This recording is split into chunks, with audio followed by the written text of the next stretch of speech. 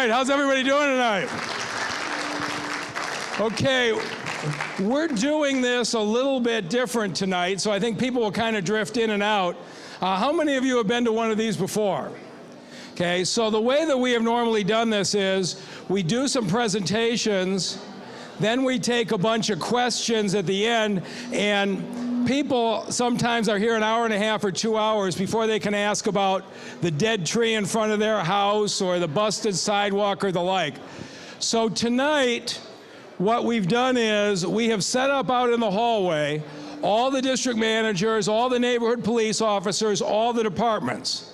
And so if you have a specific issue that's just been bugging you, we haven't solved, every department is out there. Feel free to go out, talk to them, or you can wait till the end of the presentations and do it then. We're going to have to talk over a little bit of the noise. I hadn't realized how many people would be out in the hallway, but I just went through, and given the enthusiasm they have of getting their problem solved, it's probably going to be a little bit of time. I have a couple of public servants who have done a great job for us, and I want them to be able to present on behalf of their departments. I think the Detroit Police and the Detroit Firefighters departments have been absolutely outstanding in what they're doing. And so we're going to start with a short presentation from Chief Craig on the police department, from Commissioner Eric Jones on the fire department, and then I'm going to come in and talk about the neighborhood plan. And then after that, we will deal with anybody who's got any issue. I think the great majority will be able to be taken care of by the crew in the hall, but I will be here to handle the other ones. But right now, please give a warm welcome to our great police chief, James Craig. All right, thank you, Mr. Mayor. Very exciting to be here to talk to you about some of our successes, not only just over the last year, but really, frankly, over the last 4 years. I'm not going to spend a lot of time on crime. I will tell you the good news is we are trending in a downward way. And believe me, as I talk about crime, please know that I'm not waving a flag of success, but a flag of progress. And I remember distinctly when we were in Los Angeles, and Los Angeles had 2,000 murders a year, it just didn't turn overnight. It took some time. It took a lot of hard work, consistency, and now the murder rate in LA is on par with ours. And I'll talk a little bit about that. So when we look at crime reduction from 2013 to 2016, can you hear me? So when we talk about crime reduction between 2013 and 2016, we've seen a steady drop, as I pointed out. So by way of example, one of the areas that I'm very excited about, 2013 to 2016, we've seen a 51% decline in carjacking. 51%, thank you. And also a 36% in robberies. So the reason why that's important, you know, robbery is a crime of opportunity. Robbery is the crime that, you know, creates a lot of fear in neighborhoods. So by putting a lot of focus, especially on the carjacking, cities that I've lived and worked, a carjacking was an anomaly. But here it was almost the way business was conducted. So now I feel as if we're turning that corner, and there are a lot of reasons for that. So when we talk about this year to date, we had set a goal of 5% reduction in overall. Oh, okay, I'm gonna try this. So I got a clicker here. I don't do well with back. Okay, the back. Keep going. Wrong way. I think I was going the right way the first. You know what? I think I'm just gonna do it. Right.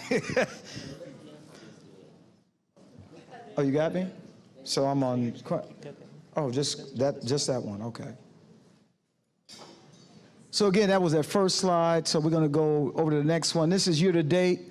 You can see when you look at 2015, 16, and 17, steady reduction. Also with our property crime, steady reduction. Overall crime, when we talk about violent and property, 7%. We had set a goal at the beginning of the year of 5%. So here we are in the third quarter of the year, and I'm always concerned that we get to the second quarter, we can start continuing our work, but it sets a great foundation for the remainder of the year.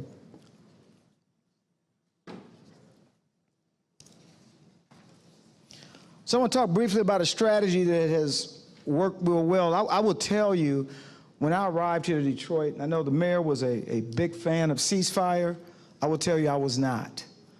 I was not a fan, didn't believe in it, although I had worked in cities where it was successful, Cincinnati for one. But with the mayor's leadership, the involvement of our partners, other law enforcement agencies, the U.S. attorneys, the Wayne County prosecutor, I mean, I will tell you, the mayor is the only one of any mayor of any city I've been that gets directly involved in ceasefire. So let's talk about what ceasefire looks like. As you can see by the graph, so there was an 8% decrease in homicides and non-fatal shootings comparing January to July 2017, the same period of 2016. So not by accident, certainly the targeted enforcement. For example, 1,875 targeted arrests, 251 call-ins. Now what call-ins are, what we do is we go into an area where we've seen the gang-related violence, and we call those who are most prone to being victims or those who are more prone to be suspects. And we interface with them in a very sterile environment. And from that, we also do what we call custom notifications, 148, where we learn that there's a gang member or a group member involved in something. We go and we physically meet with them. And so from our efforts, and the reason why I can sit here with confidence and say it's having a positive impact, because we expanded our initial ceasefire efforts from the east side of Detroit to the west side. Not every precinct, targeted precincts like on the west side, we were seeing an uptick in gang violence in number 12 and number 8. And so with that effort, we started to see a reduction. So we're very excited. So here's an example, very short story of when we talk about ceasefire success. So we're promise keeping. And when we call these young men in and we talk about, you know, what they're doing and what they could end up either dead or in jail, the promise that we keep is if you get involved, if your gang gets involved, a group gets involved in any one shooting, we will put all of law enforcement to address those issues, and that's our way of keeping promises. Those who don't show up, who are mandated to be there, our promise is we will go out and arrest you. At our last ceasefire roughly a month ago, an individual didn't show up. He didn't think it was important. He was a high-ranking member of a local street gang. He didn't show up that night. Within hours, he was arrested. So that sent a very distinct message to the rest of the gang members. So last year, March, there was a member of an East Side gang working along with ceasefire. We connected him with the Detroit Employment Solutions Corporation, and during that connection, he was a victim of a felony assault. And in normal circumstances, this young man would have retaliated. So it would have been another crime. Instead of retaliating, he worked with the ceasefire, he worked with the DPD, and the good news is the persons responsible were arrested and are now currently being prosecuted, and right now, he is earning a decent salary through the work, through ceasefire, working with Emerging Industries Training Institute. We should be excited about that.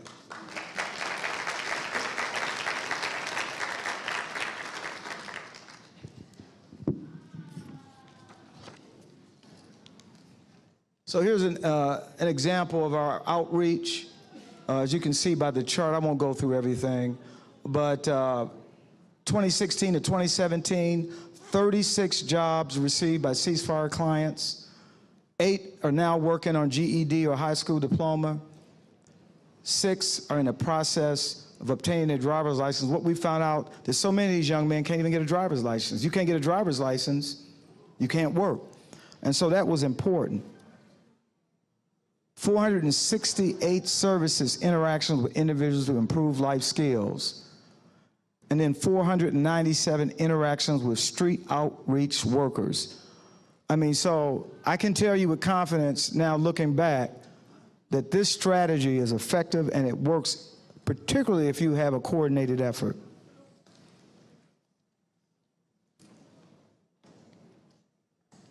So let's talk briefly about our community partnerships.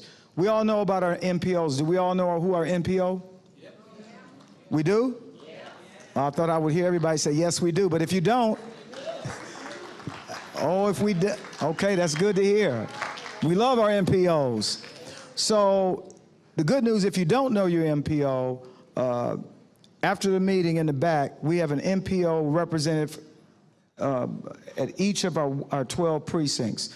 So you'll be able to meet with that MPO if you have a community concern that you need addressed. They'll be there to help facilitate that for you. So our junior cadet program, powerful. This year we hired, yes, 1,000 youth, police cadets, 1,000.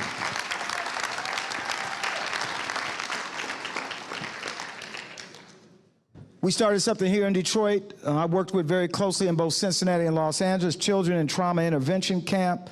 It's really an opportunity to work with DPS and identify those most at-risk youth. Let's face it, our young people who live in areas of violence, homes with violence, they're affected by it.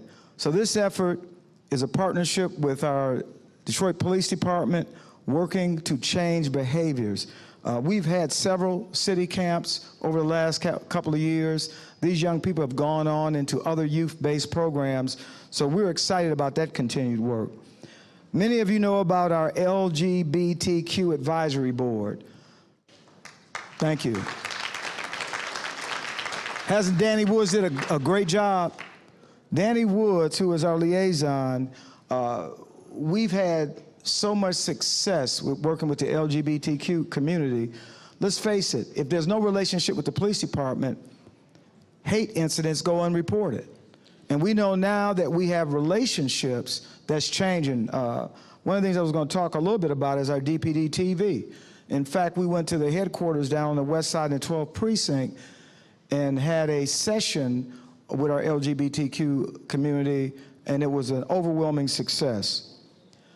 So again, I want to digress for a moment and talk again about MPOs. So you may or may not know, because the success of the program is dependent on the number of police officers we have on the ground in the neighborhoods. So when we started out with 39. We got the budget, we did it, it worked well, but I recognized very early on that we needed to expand this program. So we've expanded it by 15. We currently have 59 MPOs spread out across the city. Now, what does that translate to you in a neighborhood? What it translates into is, so under the initial program, our MPOs are responsible for roughly 3.1 square miles. Now, that's been shrunk to roughly 2 miles. The impact of that is they can spend more time in your neighborhood working on your problems. So here's an example of the kind of work that our MPOs completed during 2016. 65,000 contacts. Yes, 65,000.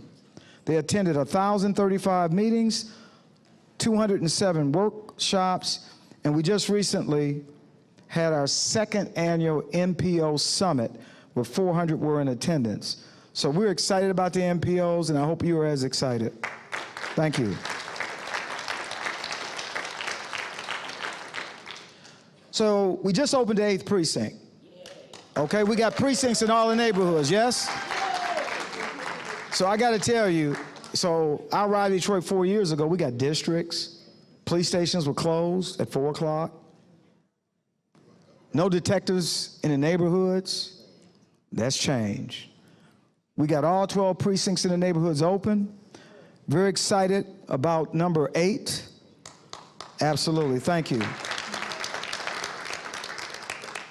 Precinct detectives, so now if there's a crime committed in your neighborhood or you've been a victim of a burglary, you have a detective that you can talk to at your neighborhood police station. That's the benefit of having investigators in your backyard. And then, okay, we talked about the precincts being open. Mothers Against Murdered Children. Anybody ever heard of that organization?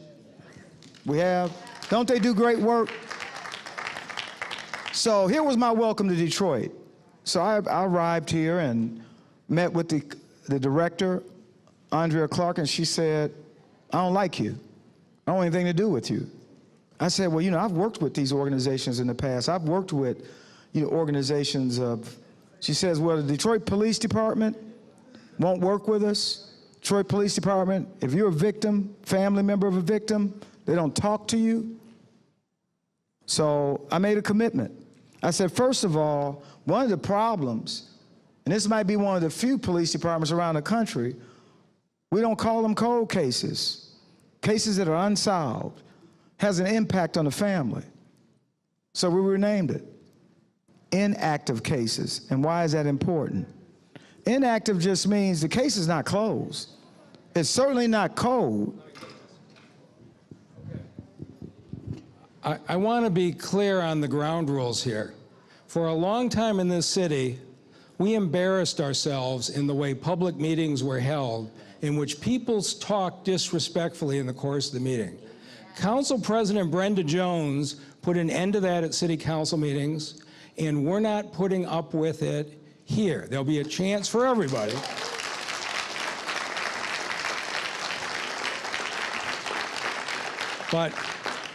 And so I just asked the officers who are here, if people are going to be disruptive to the speakers, we're going to have to ask you to leave. So we can have disagreements. Let's do it respectfully. Please be respectful to the chief as he speaks. Thank you, Mr. Mayor. Thank you. So that's exciting news about that organization who's just doing tremendous work. In fact, what we've done, that coordinator now works side by side with our homicide detectives. Why is that important? Because there's direct contact with the family members. So here's something else that's exciting. Police recruiting. So look at that. 2015, we only hired 65. It's no secret across this country, it's difficult and challenging to hire police officers. But certainly with the mayor's support and the mayor's help, we went from 65 in 2015 to hiring 303 police officers in 2016. Now, when you look at 2017 year to date, we're in the third quarter, 236 police officers hired. So I'm very excited. We know the importance. I've heard the concerns and the complaints by so many that, Chief, can we hire Detroiters? So what we thought we would do is start a magnet school program. So in two of our high schools, University Prep and Cody Leadership Academy, what we've done is working with DPS has created a curriculum, a police curriculum. So conceivably, when these young people graduate from high school, because you can get hired in the Detroit Police Department at 18 years old, we transition you right from high school right into the Detroit Police Department.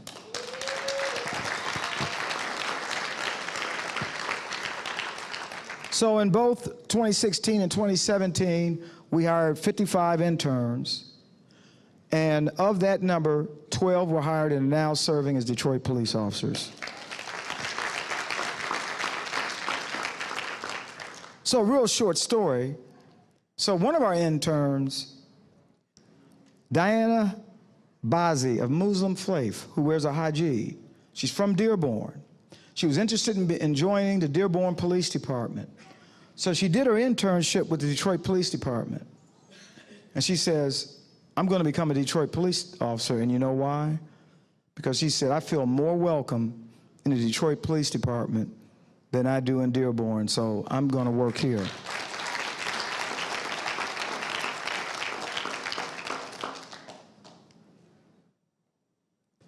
So, it's no secret that we've been moving very briskly to deploy body-worn cameras on all of our officers. I'm happy to announce that by the end of the year, every patrol officer working in the field will be equipped with a body-worn camera. And we may be the first major city police department, the first, that will have an integrated body camera in-car video system. And simply how that works is that most of the stops in urban policing don't happen in front of a police vehicle. In-car video came about because of racial profiling and primarily focused on highway patrol type officers. And their stops are always in the front. But in urban areas, when a police officer makes a stop, some of it's in front, but if there's a foot pursuit or if the officers are engaging someone for an investigative stop, that's not in view of the in-car video. So what we have the good fortune that our officers wear body-worn cameras, and if they get out the car and they leave the front, the cameras automatically trigger onto the body-worn camera. And that way, whatever was seen in the front, if we're, a few feet away from the car, a short foot pursuit, that contact will be picked up. So we're excited about that. Thank you. Certainly you've heard a lot about green light and real-time crime. We're very excited. And I know I saw my partner, Assistant Chief White, who has just done a phenomenal job in coordinating that effort. We are hopeful that we will be up fully running by the end of October. And that real-time crime, if you think what we're doing now is amazing, when you talk about green light, this is going to be something that not too many cities in America have. So I'm excited about it. And when you look at Project Greenlight, so you see the map. This is where all our green lights now. Today we have 198 green lights to date. I mean, that's great. We expect to hit 200 probably in the next 48 hours, and we're going to have a big celebration because there's a lot to celebrate. So when I talk about these crime stats, when I talk about robberies declining, it's not by accident. Ceasefire is one strategy, but do know that those folks that feel like they want to commit crimes, we've been very vocal about the neighborhoods and the places that people who live in the neighborhoods can go safely. But when they see that green light, they go to the green light. And we've seen, the owners of the businesses have seen successes, and we have seen successes as well. Let me give you an example. So just about a month ago, 7600 block of Verner, Cricket Wireless Store, armed robbery. Now, what the suspects are starting to do now, they think they can outsmart the green light. So they come in, mask up, hoodies, try to conceal their identity. Well, in this instance, robbery occurred. Quickly, our real-time crime center got the information, put the information out in real time to responding units, and within minutes, the suspect was apprehended and arrested. Thank you. And we certainly know about the tragic hit-and-run collision on the east side of a 9-year-old young man who was struck. He wasn't on the green light property, but he was across the street. And when you look at the video, you could see this tragic accident. Now, fortunately, the young man survived. He was hit by a cab. That suspect was arrested. Green light. So I think that's all I have. I'm excited with the direction we're going. A lot of wonderful things are happening in the Detroit Police Department. Again, I just want to thank the mayor for his leadership and commitment to making Detroit a much safer city. Thank you. So thank you, Chief. I know that's a lot of statistics. Here's the thing. We have 2,500 police officers in a $300 million budget. We've hired more than 500 in the last year and a half. You can use 2,500 police officers in an inefficient way, or you can use it in a way where it targets crime. And what you've seen with the metrics is the attention that Chief Craig and his staff pays to using every single officer as efficiently as possible. Thank you, Chief. We've got another leader who's done the same thing. It is remarkable what's happened in the Detroit Fire Department, having gone from a department 2 years ago where the firefighters were never medical first responders if you were having a heart attack or an accident, to now they are responders 100% of the time. So let me introduce the man who got that done, Fire Commissioner Eric Jones. Thank you.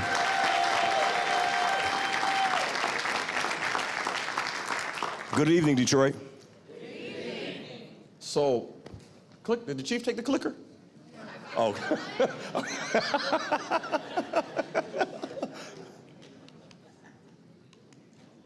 it.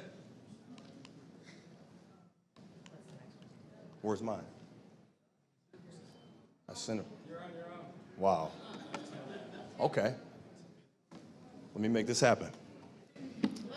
So by show of hands. Did you I have one somewhere? I do. Okay. Wow. No, it's just the one slide. We can load it up. You want me to go ahead? Will we get behind the fire commissioner slide? Or you can move quickly and get. I tell you what. I sent it to Adrian Smith. All right, we have a slight technical thing. So I tell you what, I'm going to do a neighborhood presentation while we find Commissioner Jones's slideshow, because it sounds like you worked hard on it. Is it a really good presentation? It's good. All right. So I do not want the fire commissioner to be shortchanged. So let me talk about neighborhoods for a little bit, and then we'll let the fire commissioner come back. We have made some progress in the neighborhoods. We got a long way to go. And what I want to show you today is what we've done, and then lay out a plan that I have met with almost all of the block club leaders and neighborhood association leaders over the last 3 or 4 months. And with their input, I'm going to show you the plan that we will be implementing over the next 4 years. Several of you I see in the room who were in those meetings. So, in 2014, we came in with a plan that we've talked about many times that we called Every Neighborhood Has a Future. Let me show you the highlights of what we said we'd do. We said we were going to demolish vacant houses in concentrated areas. The federal funding that we have can be used in the areas that are shaded in. And as the last 3 years have gone on, the feds have given us more and more money and expanded the zones to now 80% of the city is in the demolition zones. The feds just released another $88 million. And we are going to be demolishing about 7,000 houses between now and the end of 2018, where we have our federal funding. Those are the 12,000 houses that have been demolished in the last 3.5 years, and we're going to have to keep going because we know it's only a start. We said we'd sue private owners of vacant houses and give them a choice. Either fix up the house yourself or deed it to us and we'll sell it on the internet like eBay. 1,500 houses have been successfully renovated. And every single day you can go on this website and see 3 houses for auction. We have now sold to neighbors side lots of more than 8,000. We figured out the bureaucracy, and so across this city, you will see people who have planted gardens, put in swing sets, fenced up lots. We took 8,000 properties from the city and put them in the hands of the neighbors where they should be. And to me, the biggest issue is property value. So if you look at the publicly reported home sale prices in the last 2 years, in the white, there haven't been a lot of sales. In the red, the property values are lower than 2 years ago.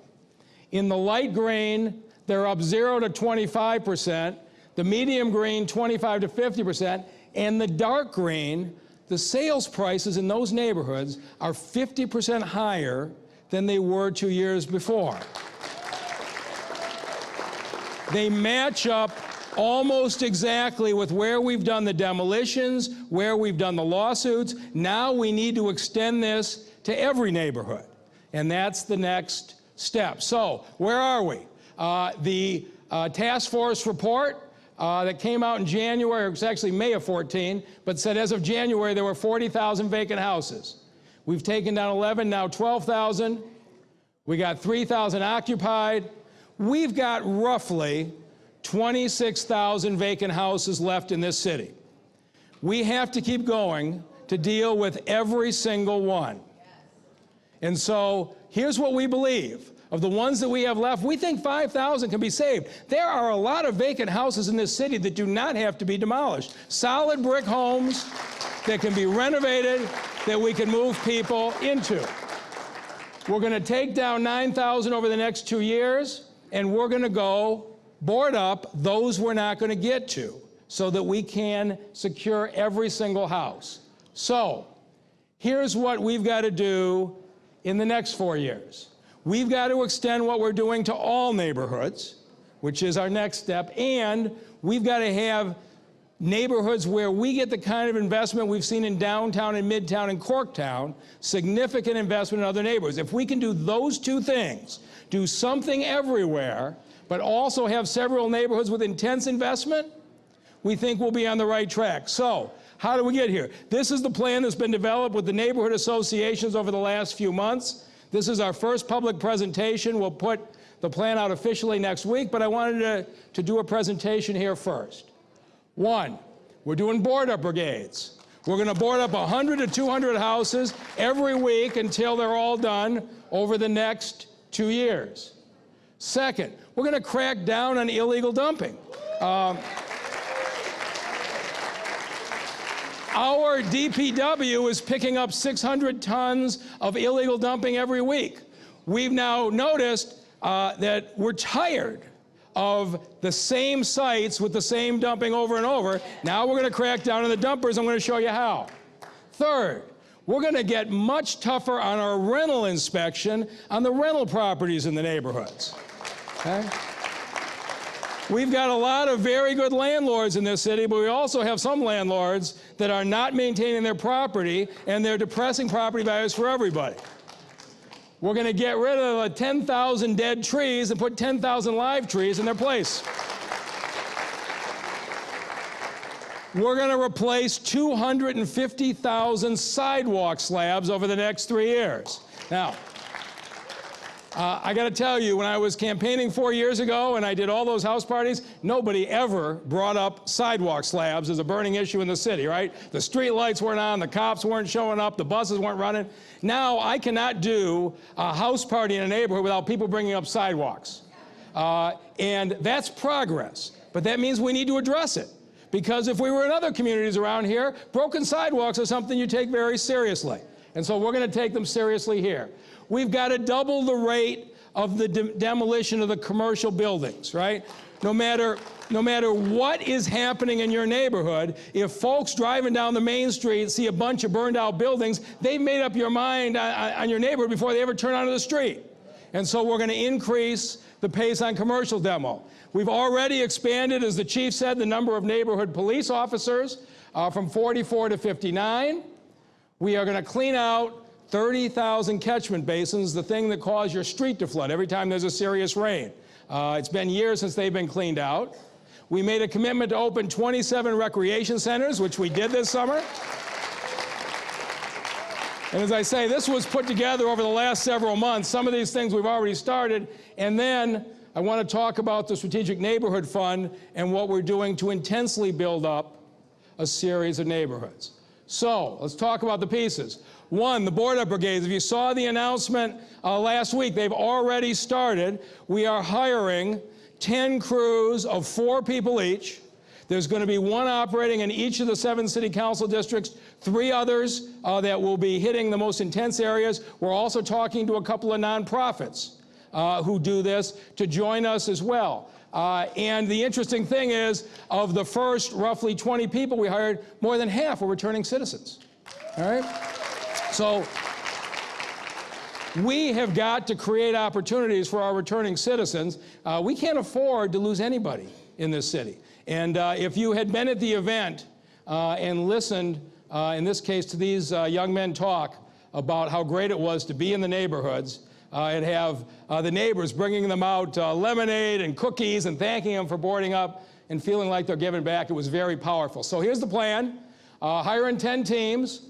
We've gone in order of community requests. So all the block club presidents, all the neighborhood associations who said we want this in our area have sent their requests in. We got 4,000 or 5,000 in the queue now.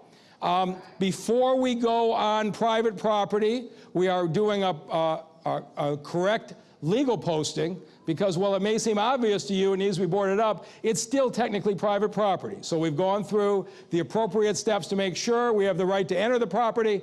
We're coordinating with the local block clubs, many of whom are scheduling neighborhood cleanups at the same time. And we're going to do 100 to 200 a week. That's going to be, we are not going to have kids wandering in and out of these houses anymore. The houses we know we're not going to be able to get to on the demolition program for the next year or so, we're going to start boarding up so at least we secure them until we can get there with the demolition or the sales. All right? This drives me nuts. 600 tons of debris a week. When we put the DPW crews out and started picking up this trash, you remember what it was like. I mean, stuff just piled up and it was just left there. It keeps getting dumped. We started doing some targeting enforcement. You know what we found? Nearly every one of the dumpers was coming from the suburbs. They are entering into contracts to remove debris. They are driving into the city, and they are dropping it off. And so Chief Craig, I thought he was going to talk about this, but I'll show you. But we are getting dead serious about this. And so here's our plan. We are now putting 70 cameras at our repeat dump sites. Except these cameras don't have green lights on them to tell them we're there. We've picked the sites that are most frequently dumped on. Then we now have, who has the Improve Detroit app on their phone? All right, so we now have a feature on the Improve Detroit app. If you go on, Beth Niblock's here. Beth, raise your hand. She's the woman who created the Improve Detroit app. All right. So we have got people in different neighborhoods who, when an illegal dumper comes down, are fearless about taking a picture, taking a video. Sometimes they even confront them. I wouldn't encourage you to do that.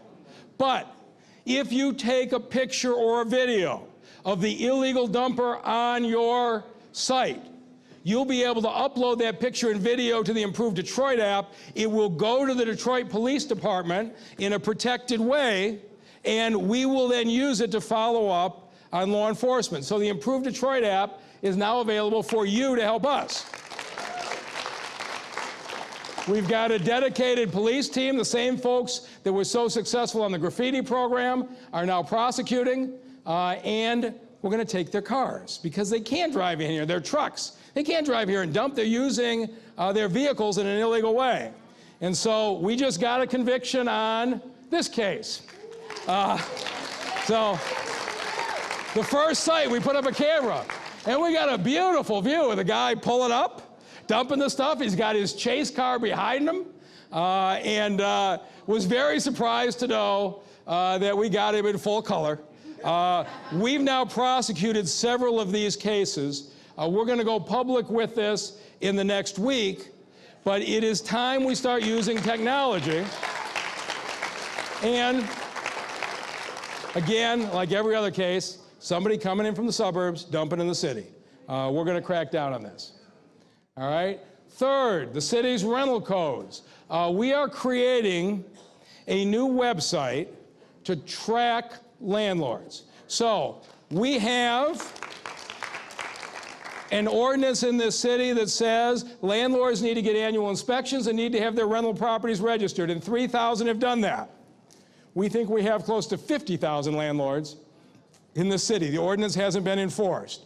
And so we're creating a new website, and we're going to get serious about this. And I'm very pleased that Councilman Andre Spivey has introduced an ordinance that I hope Council will take up in September. Here's what we're proposing. You have to do your annual inspection. Now, we sat with the landlords, and the landlord says, you don't have enough inspectors to get to all of us. And so Dave Bell and the BC department went out for proposals and picked 4 contractors who are qualified who can do the inspections. So if you're a landlord, you can go to any one of those 4 contractors and get your inspection done. You don't have to wait for the city to get to you. So that makes that easier. If you have excellent inspections and a good track record, you can get a certification for 2 or 3 years. We want to reward the good landlords, all right? But here's the other thing. In order to get your certificate of compliance, you have to be current in your taxes. Every year, we have people where the land bank gets the property because it's been foreclosed on, somebody's inside. We go talk to folks, almost invariably they were renters. They were paying their rent every month. They had no idea their landlord wasn't paying their taxes till somebody came and put a yellow notice on the property and said, we're foreclosing. It is not fair for the folks who are renting to pay their rent every month, the landlord pocket their money and not pay the taxes. So if you want to have a certificate of compliance to rent in the city of Detroit, you're going to have to be current on your taxes.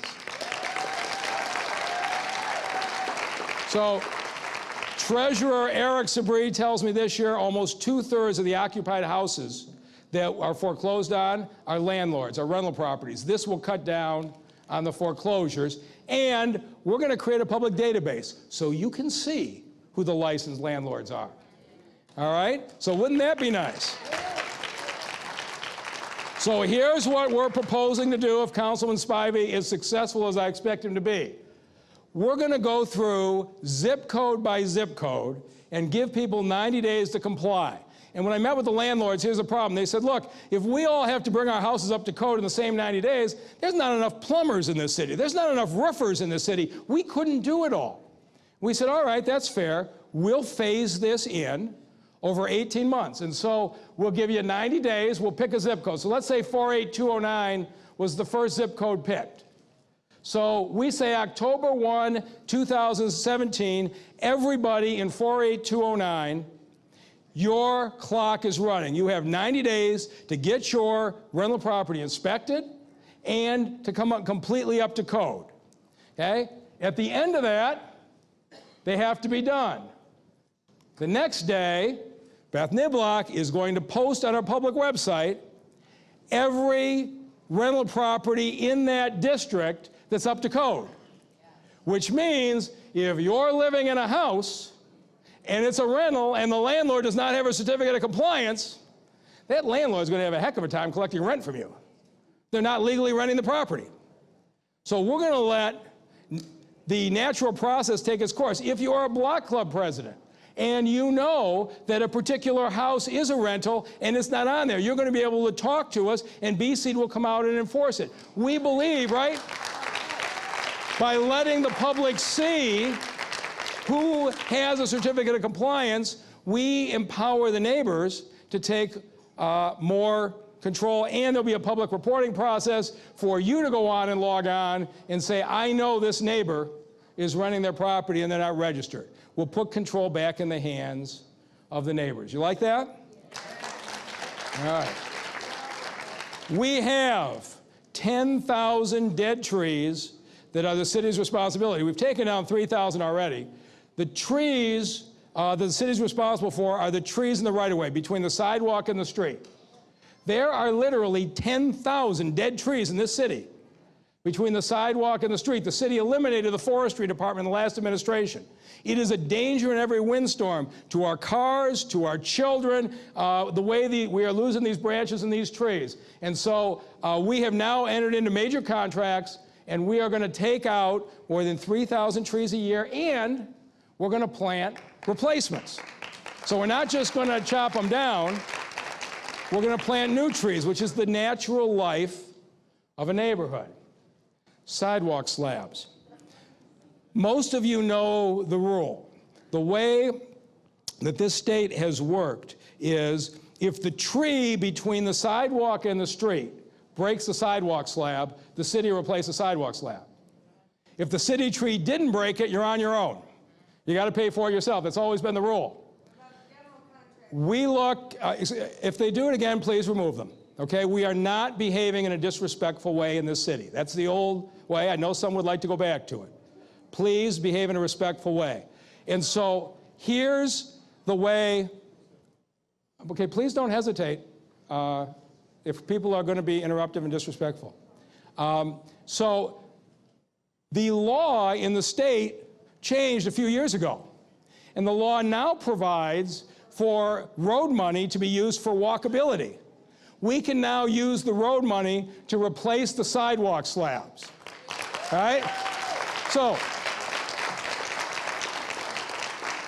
you are paying more in gas tax and license fees, but that money can now be used to do this. So here's what we are doing. As we go through and repave streets, we are replacing every single sidewalk. All right. Okay.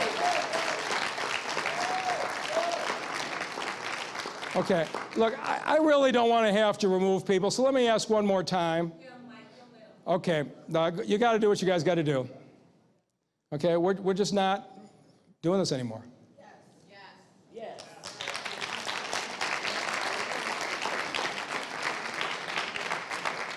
So, we are going to take out 250,000 sidewalk slabs a year over the next 3 years. 50,000 will replace any place where we're doing a street repair. You've already seen us doing this. We will replace every single broken sidewalk, no matter what caused it. We are going back through the streets that we have hit before, particularly near parks and schools, and replacing another 30,000 sidewalk slabs a year so that we can do it. We have double the amount of money going to commercial demolition. Fortunately, the city is running strong finances, and so this isn't coming out of the federal money. This is coming out of the strong management of John Hill and our finance department, and so we're able to double our commercial demolition so that buildings that look like this are going to look like this 300 times a year.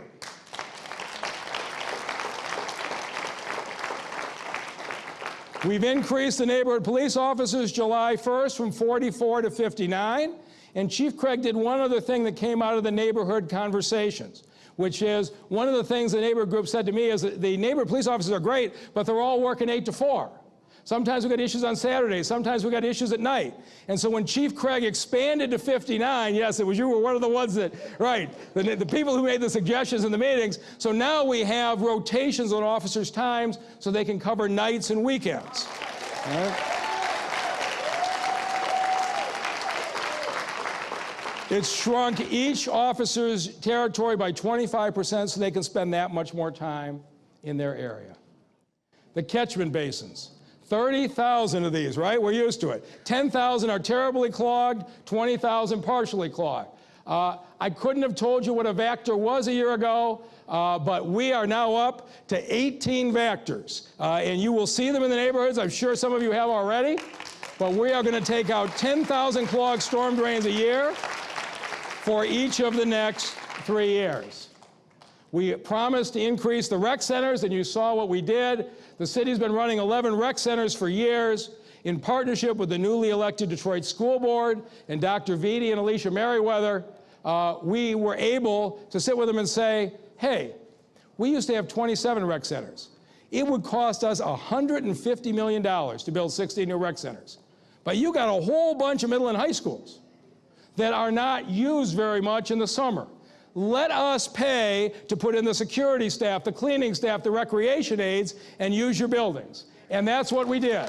And so this summer, thousands of children went into 27 recreation centers, and we are now talking to the schools about continuing it for after-school programs during the school year, so these kids have something to do. And then this is going to be the most interesting challenge of all.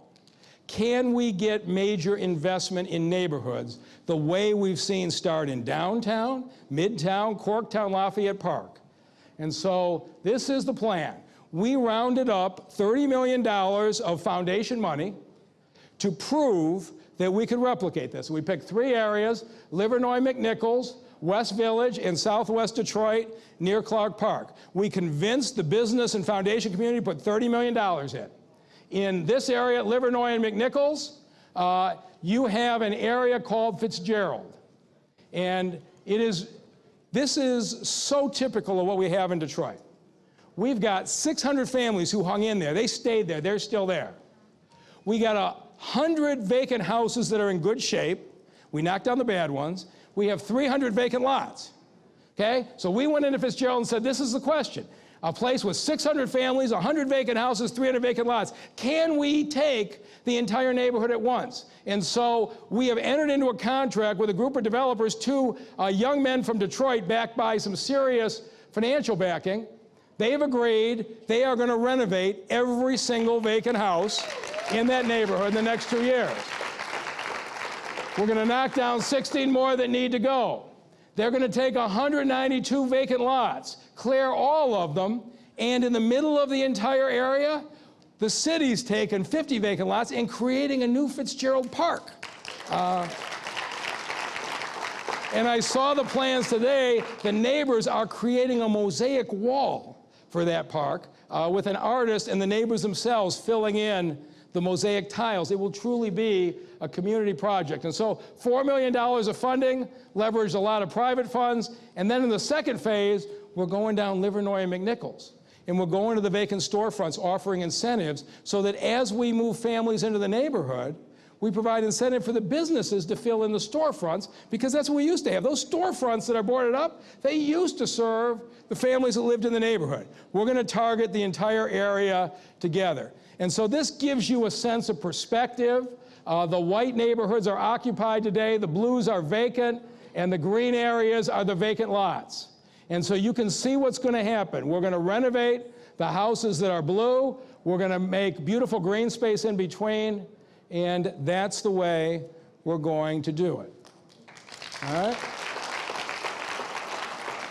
In the West Village area, we sat with the neighbors. They said the biggest thing we need right now, that commercial strip on Agnes is doing really well, we need more housing. And so they asked us to start with a vacant lot the city owned on Van Dyke. And you are right now having a developer from Detroit, and that's under construction. If you go by Van Dyke today, the Co, filling in more neighbors in the neighborhood. In addition to the first 3 sites, we have 12 more planning zones in this city where neighbors are right now sitting down with our planning department, and all of this is being done in a community process where we sit with the neighbors in multiple meetings to design it. And so this is it. So within 3 years, here's what I truly believe we can get done. We can have every house in the city either boarded up, demolished, or occupied. No more vacant houses people wandering in and out of. We're going to get every landlord in full compliance with our codes. We're going to get every dead tree removed from the city right-of-ways. We've got the funding to do all of these things. Every clogged storm drain cleared, demolish 900 more vacant commercial and industrial properties, and repair 250,000 damaged sidewalk slabs. If we could do all of those things in the next 3 years, could we change the course of the neighborhood? And so that's what the plan is. We'll be putting it out formally in the next week, but I wanted you to give a sense of what we're trying to do and see if we pull together, I think we can keep building on the progress. And with that, have we solved Eric Jones' technical problem? Yes. All right, so I'm going to step aside and please give a warm welcome to Commissioner Eric Jones. You got your own? Okay. So a good rule of thumb is never to follow the boss. I'm here. I'm going to give it a shot. I think I have something that you would like to hear. So good evening, Detroit. Good evening. So by show of hands, who would like lower property insurance? Okay, good. So how many of you were aware that the fire department and the water department plays a role or factor in your insurance rates? Good. Okay, so just join me on a little trip. I'll take you back in history, and then I'll fast forward us back to the future. If I can fast forward this. There we go. Okay, so ISO is an acronym for the Insurance Services Offices. And basically what it is, it's a private entity that is hired by the insurance company to come in and rate the effectiveness of the fire department and the water department. In a nutshell, what they do is test the fire department's ability to suppress fires and the water department's ability to deliver water to the fire department to suppress those fires. The best rating you can get is a class 1, and the worst rating you can get is a Class 10. They then use the inspection results to calculate your property insurance rates.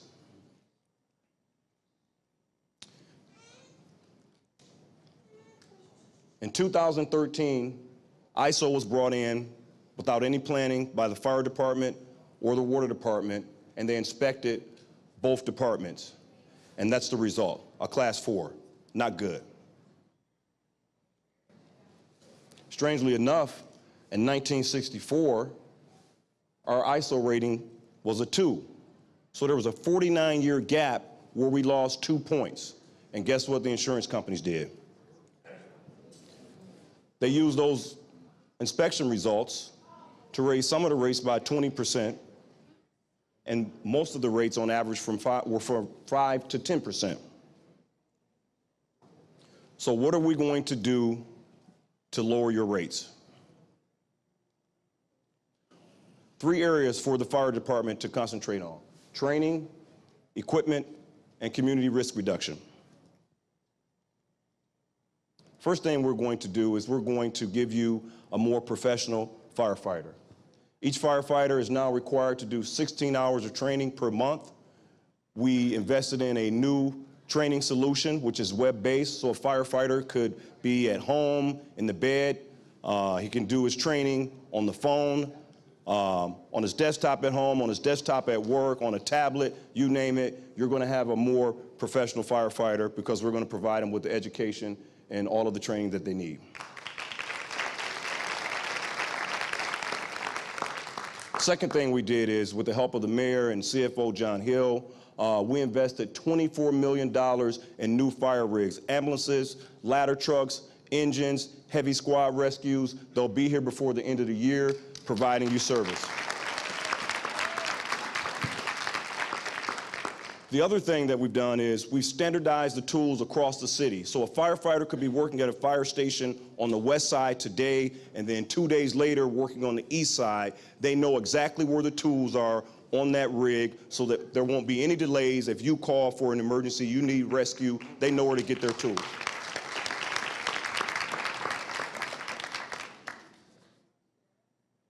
Community risk reduction.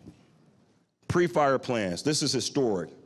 Some of you have probably already had visits from firefighters in your commercial buildings or in your businesses. And basically what it is, it's not an inspection. The fire marshal is sitting here. It's far different. It's not a fire inspection. Nobody will be issued violations.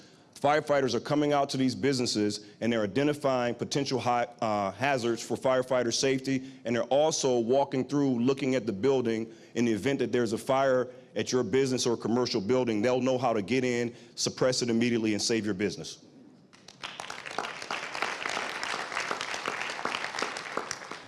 We've also invested in a fire safety trailer. We now have 2 fire safety trailers. These trailers will allow you to learn how to mitigate a kitchen fire, a bedroom fire, create an escape plan for your loved ones and your family.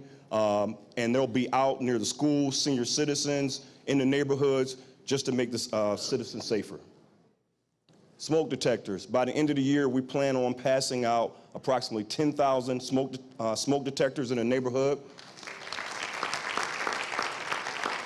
We're going to start first in our risky areas, and then we're going to proceed throughout the city. If you need a smoke detector, we'll be able to provide you one. This is very important. 2014 year to date, there were 2,800 structure fires. A structure fire is a building, commercial building, a residence, a garage fire, you name it.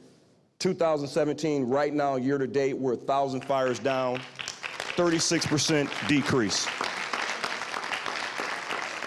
We've done a lot in collaboration with the police department for our arson investigations. The demolitions, of course, but mostly it's due to you, the community, and the community involvement in the neighborhoods. So thank you. And it makes our firefighters safer. Thank you. EMS and our medical first responders.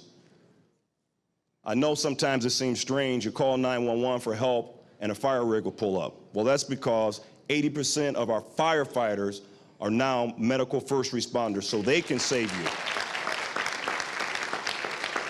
They respond with EMS, and most of the time they're there within 8 minutes. Many times they're there within 7 minutes and 15 seconds, 7 minutes and 13 seconds. We even have sometimes when they get the run, they're there in 5 minutes. So they really appreciate you. Thank you for everything that you've done for the fire department. And on behalf of the men and women of the Detroit Fire Department, we're going to do everything we can to get you those lower property insurance rates. Thank you.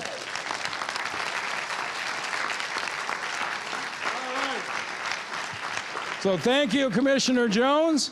And so at this point, we're going to get a chance one-on-one to deal with every single one of your issues. So out in the lobby, if you've come here late, we have about 25 stations. Every district manager, every neighborhood police officer, every city department, whatever your issue is, go on out into the lobby. You will get one-on-one help with it. If you got something you want to talk to me about, I'll be around a little bit more. Thank you all very much for being here.